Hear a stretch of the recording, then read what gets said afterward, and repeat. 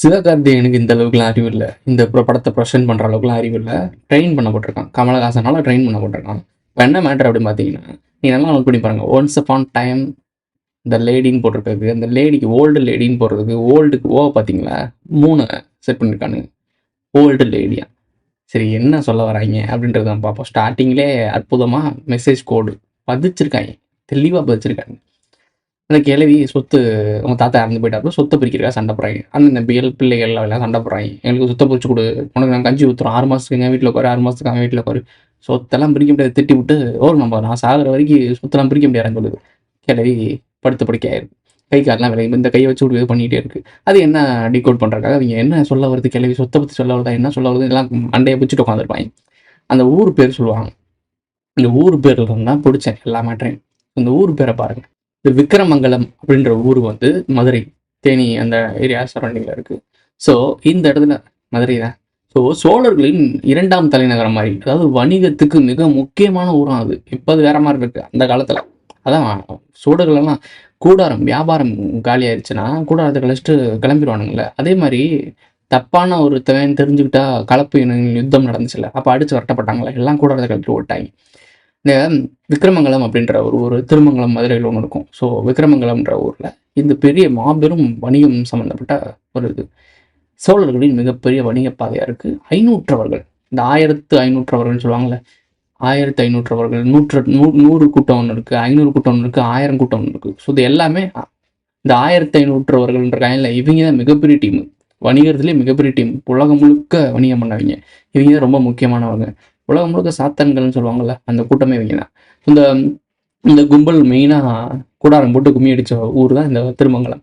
Sorry இந்த வீரமங்கலம். இவங்க தனியாக போர்ப்படை வச்சுருக்காங்க. தனியாக ஒரு டெம்ப்ளர்ஸ் இருக்காங்கள்ல, டெம்ப்ளர்ஸ் தென்புலான்னு ஒருத்தவங்க சொல்லி தெரியும். தென்புலான்கள்னு சொல்லுவாங்க. தென்புலத்தை வந்து போனவங்க தான். பட் டெம்ப்ளார்ஸ்ன்றவங்க வந்து கோயில் வீரர்கள். ஸோ இதான் மீனிங்கு. கோயிலை கட்டி நிர்வாகம் பண்ணது யார்? இந்த 500 இந்த கோயிலுக்கும் இந்த 500 தொடர்பை தேடி பாருங்க. கோயில் தான் மெயினாக வரும். கோயிலை வச்சு தான் இங்கே வணிகமே பண்ணுவாங்க. இப்போ மாபெரும் வணிகம் பண்ணுறாங்கன்னா சோழர்கள் கட்டின தஞ்சை பெரிய கோயில் இருக்குல்ல, அந்த கோயில் என்ன நடந்துச்சுன்னு நினைக்கிறீங்க? வணிகம் தான் நடந்துச்சு.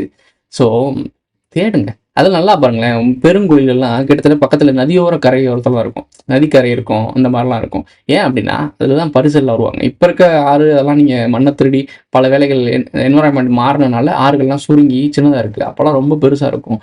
பயங்கரமான போட்ஸ்லாம் வந்துட்டு போகிற அளவுக்கு இருக்கும். பெரிய லெவலில் துறைமுகம் மாதிரி இருக்கும். ஸோ அதனால தான் கரையோர பகுதியிலேயே இந்த வணிகர்களுடைய சூடுகள்லாம் கிடைக்குது. கீழடிலாம் என்ன, ஏன் தண்ணிக்குள்ளே புதஞ்சிச்சு. அதில் தோண்டும் போதெல்லாம் என்ன கிடைக்குது? ஃபுல் அண்ட் ஃபுல் வணிக பொருட்கள் தான் கிடைக்குது. அதனால தான் அதை வெளியிட மாட்டுறாங்க. நீ நான் இப்போ ஐயோ தமிழ் பெருமையை மிதிக்கிறாங்க. அது ஓம் பெருமையே கிடையாது. ஓம் பெருமையே கிடையாது. அது வெளியே வந்தால் இங்கேருந்து போனால் பாருங்க, வடிவேல் காமெடி தான். மிளகா பொடி போட்டு போனான்ல, அது அவன் பின்னாடியே அனுமார் வால் மாதிரி பின்னாடியே போயிட்டு இருக்கு. போய் அவனை பிடிச்சிருவேன். அதை பிடிக்கக்கூடாதுன்னு அந்த வரலாறு தெரியாமல் நசுக்கணும். ஆனால் அவனுக்கு என்ன சொல்லப்படணும்? தமிழர்கள் வரலாறு பிதுக்குறாங்க. வளரேன் பெருமைக்கு எருமை மேய்க்க வைக்கிறதுக்கு ஒரு கூட்டம், அதை மிதிச்சு பார்த்தீங்கன்னா அதுக்கு எதிராக செயல்படுறதுக்கு ஒரு கூட்டம். இந்த இப்போ ரீசெண்டாக சிகை கொட்டுறன்னு ஒரு பேரை கண்டுபிடிச்சிட்டாங்க எகிப்தில். இது அவ்வளோ பெரிய மேட்டர் கிடையாது. ஏன்னா இதை விட படா மேட்டர் பெரிய லெவலில் இருக்குது. அதை பற்றிலாம் பேச மாட்டாங்க. இந்த சிகை குற்றன்ற பேர் கிடச்சிருச்சு. ஒருத்தன் போகன்றவன் என்ன பண்ணுறான், அதை கிறுக்கல்கள்னு சொல்லி கிண்டல் பண்ணிட்டு இருக்கான். இந்த பக்கத்து தமிழ் தேசியம் சொல்லணும், எப்படி சொல்லுவீங்க தமிழர்கள் மேலே வன்மத்தை குறிக்கிறது, ஒரு முதல் தமிழனே கிடையாது அப்படின்னு சொல்லி இங்கே 2 பேரும் பேசுகிறாங்க. இங்கே 2 பேரும் பேசுறதுக்கு இங்கே ஒன்றுமே கிடையாது. அது தமிழனோடதும் கிடையாது, அது வெளியாளோடும் கிடையாது. இங்கே ஆண்ட ஒரு அரச குடும்பத்தோட முக்கியமான ஒரு வணிக கூட்டத்தோடது. உனக்கும் அவனுக்கும் சம்மந்தமே கிடையாது. முதல் தமிழருக்கும் அவங்களுக்குமே சம்மந்தம் கிடையாது. எதுக்கு அவனுக்காக நீங்கள் அடிச்சுக்கிட்டு அதை நான் எங்களுடைய பஞ்சாயத்தை மாற்றிக்கிட்டு பார்த்தீங்கன்னா தமிழர்கள் பெருமையை அடைக்கிறாங்கன்னு சொல்லி இவன் ஏற்றி விடுறது, அவனை பார்த்தீங்கன்னா தமிழர்களை இழிவுபடுத்துறான்னு சொல்லி ஒரு பஞ்சாயத்து வைக்கிறது. இது 2மே நமக்கு தேவையே இல்லாத பஞ்சாயத்து. எதுக்கு இவங்க இழுத்து விட்டு பண்ணுறாங்கன்னே தெரியல. உள்ள நுணுக்கத்தை தேடணும்னா அவங்களாம் நமக்கு சம்மந்தமே இல்லாத ஆட்களாக இருக்காங்க. பிரிட்டிஷ் காலத்துலேயும் அவங்க கால் மேலே கால் போட்டு ராஜா மாதிரி தான் வாழ்ந்தாங்க. எந்த படையெடுப்பு வந்தாலும் இவங்க மட்டும் ராஜாவே வாழ்ந்தாங்க. எப்படி வாழ்ந்தாங்கன்னு தேடுறா. அவன் தமிழ்னா இருந்தான்னா நம்மளை மாதிரி பராதியாக வாழ்ந்துருப்பான்டா. அவன் தமிழில் இல்லைன்றா. அவன் வேற ஒரு கிளான்ரா. நம்ம இனத்துக்கே எதிரான ஒரு கிளான். இது புரிஞ்சுக்கிற வரைக்கும் உனக்கு எதுவுமே புரியாது. கடைசி வரைக்கும் இந்த பாரிசாலன் சீமானவங்கலாம் சொல்லிட்டு இருக்காரு, நம்பிட்டு சாவு போய் ஒன்றும் சொல்ல முடியாது. இந்த கிழவி படுத்து கிடக்கு. இதில் வீரர்களுக்கு போர் படைகளுக்கு தனித்தனி பிரிவுகள்லாம் இருக்குது. தனித்தனி கிளான்ஸ்லாம் வச்சுருந்துருக்கானுங்க.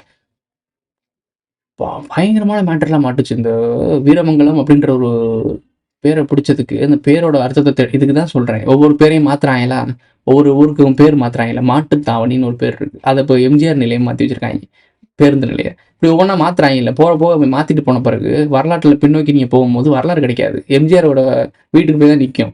மாட்டுத்தாவணின்ற வீடு எம்ஜிஆர் நிலையம் போனால், எம்ஜிஆர் நிலையம் யார்? இந்த எம்ஜிஆர் இவரா? இவர் கட்டின இதாக முடிஞ்சு வச்சு வரலாறு முடிஞ்சு வச்சா. இவங்க பேரை மாற்றி அவருக்கு பெருமை சேர்க்கலை, உன் வரலாற்றை அழிச்சிட்றானுங்க. அவங்களுடைய அந்த சோடுகளை ஒவ்வொன்றா அழிச்சிக்கிட்டு வரானுங்க. புரியுதா புரியலையா உனக்கு? பேர்கள் மாற்றுறதுக்கு ப்ரோ அதுவும் தமிழர்கள் பெருமை கிடையாது. இங்கே வாழ்ந்து நம்மகிட்ட செருப்படி வாங்கிட்டு ஓடினாங்க பாருங்க, அவங்க பெருமை. எப்பயுமே நம்ம முட்டாளாக தான் இருந்திருக்கோம். இப்போ தான் சிந்திக்க ஆரம்பிக்கிறோம். அதே மாதிரி கலப்பு இனங்கள் யுத்தத்தப்பையும் சிந்திச்சோம். அதனால தான் ஓடினாங்க இங்கேருந்து. சரி, திருப்பி உன்னை குழப்ப விரும்பலை. கலப்பு இனங்களின் யுத்தத்தை பற்றி வீடியோ டிஸ்கிரிப்ஷனில் கொடுக்குறேன், பாரு.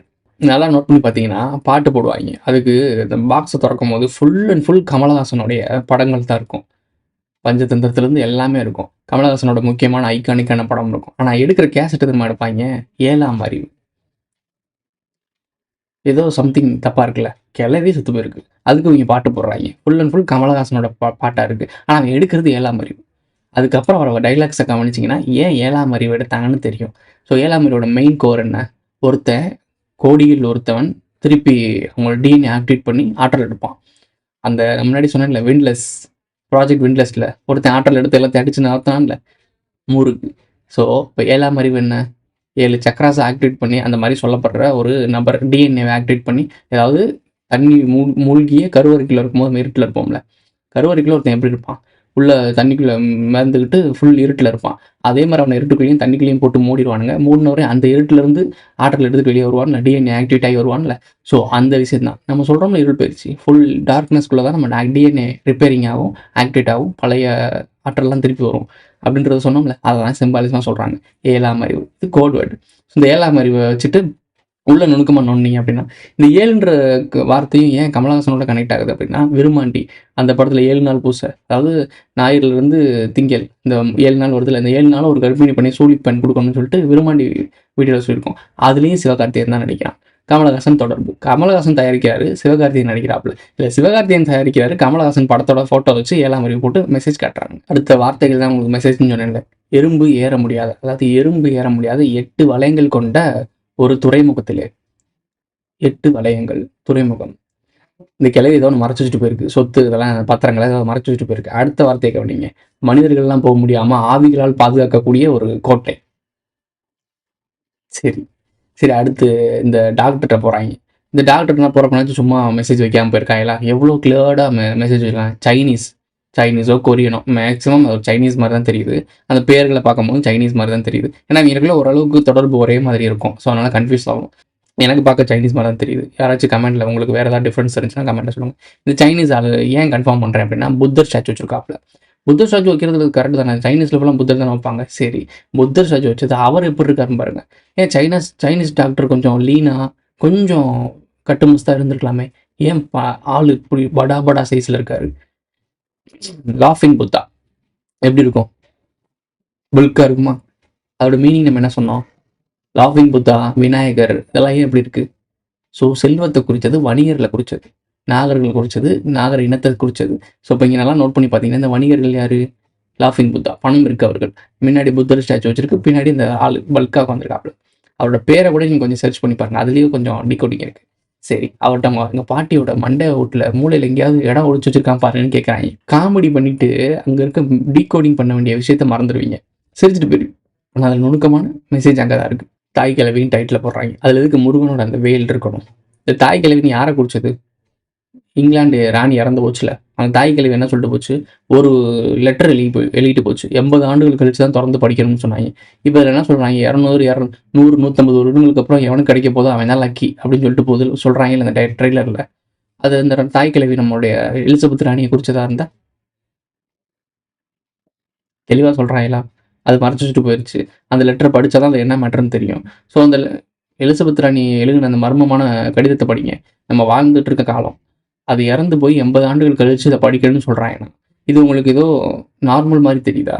80 ஆண்டு காலமாக உலகமே இருக்குமா இல்லையான்றது கேள்விக்குறி. ஒரு 10 ஆண்டுகள் கழிச்சு குடிக்கிறாங்கன்னா கூட ஏதோ ஒரு மெசேஜ் வச்சுருக்காங்க, அவங்களோட பேரனுக்காக வச்சுருக்காங்கன்னா. ஒரு 80 ஆண்டுகள் ஏன் குறிப்பா? ஏதோ சொன்னாங்களா? 8 வளையங்கள் கொண்டது, 8 80 யாரை குறிச்சது? ஸோ இங்கிலாந்து ராணி, தாய் கிழவி அதை பற்றி குறிக்குது. அது ஆவி மாதிரி காட்டவும் பேய் மாதிரியும் காட்டியிருக்கானுங்க. கடைசி முடிக்கும் போது இந்த ஹாஸ்பிட்டலில் கலைஞர் காப்பீட்டு திட்டம், அம்மா காப்பீட்டு திட்டம் இந்த மாதிரி இதெல்லாம் இருக்காங்களான்னு கேட்டா இல்லை இல்லை, கிளை வந்து அருவாள் சுத்தியல் கம்யூனிஸ்ட். எங்கே வருது கம்யூனிஸ்ட்டு? சைனா ஃபுல்லாக கம்யூனிஸ்ட் தான், ரஷ்யா ஃபுல்லாக கம்யூனிஸ்ட் தான். எங்கே வராங்க பார்த்தீங்களா? சரி விடுங்க, இது மட்டுமா அடி கொடிங்க. அப்புறம் நாங்கள் வந்து கலைஞர், இவங்க வந்து நாம் தமிழர், இவங்க வந்து மக்கள் நீதி மையம், அவன் தங்கச்சி வந்து நாம் தமிழர். கடைசி இந்த கேரக்டர் காமெடியன் இருக்கார்ல, அதாவது சேவன் படத்தில் ஒரு காமெடியன் வந்தார்ல, அவர் கழுத்தில் முருகன் டாலர் போட்டுட்டு அவர் என்ன தான் சொல்கிறாரு, நான் டிவிக்கு தமிழக வெற்றி கழகம் அப்படின்னு சொல்கிறாப்புல. 18வது வார்டு செயலாளர் அப்படின்ற மாதிரி போட்டிருக்காங்க. 18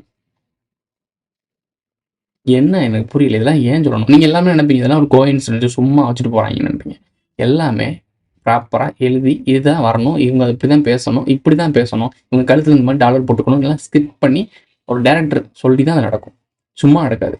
கமலஹாசன் சொல்லுவீங்க இல்லை, ஃபியூச்சரை ப்ரெடிக்ட் பண்ணுறவர், அவர் குறியீடு வைப்பாருன்னு, அவரை பின்தொடர்ந்து வந்து ப்ரொடியூஸ் பண்ணுற, ப்ரெசென்ட் பண்ணுற சிவகார்த்தின்னு இதை பண்ணுறாப்லையா, கமலஹாசன் அடுத்த இடத்துக்கு ஒரு வராப்புல. சிம்பு அமெரிக்கா போய் ஏஐ படிக்க போயிட்டாப்புல. இதுக்கு முன்னாடி கமலஹாசன் போய் அமெரிக்காவில் போய் ஏஐ படிக்க போனாங்க. ஏஐ தான் படிக்க போனாரா இல்லை வேறு எதுவும் படிச்சுட்டு கற்றுக்கிட்டு வராரா? அமெரிக்கா போயிட்டு வந்தோடனே விஜய் அரசியல் தொடங்குறாப்புல. தேடு. ஸ்டாலின் அவர்கள் அமெரிக்கா போயிட்டு இருந்தாப்புல. அவர் போயிட்டு வந்த அடுத்த கேப்பில் இவர் போயிட்டு இருந்தாப்புல. இவர் போய் கட்சி ஆரம்பிக்கிறாரு, அவர் இவருக்கு எதிராக செயல்படுறாப்புல. என்ன நடக்குதுன்னு உங்களுக்கு கொஞ்ச நாள் புரியுதா? இன்ன வரைக்கும் நீங்கள் சுதந்திரமாக வாழ்ந்துட்டு இருக்கீங்கன்னு நினைக்கிறேன். கட்டளை வேறு எங்கோ இருந்து வந்துட்டு இருக்கு. ஏன் திருட்டு போயிலுங்க கவர்மெண்ட்டை ஏமாற்றி இவங்களாம் ஊழல் பண்ணி தப்பிச்சு ஓடுறேன், இப்பெல்லாம் லண்டனுக்கே ஏன் ஓடுறேன்? விழிச்சுக்க பொழைச்சிக்க, இல்லை கடைசி வரைக்கும் உனக்கு ஒன்றுமே தெரியாமல் சஸ்பென்ஸோடய சாகுன்ற மாதிரி சாக வேண்டியேன். Who is this guy?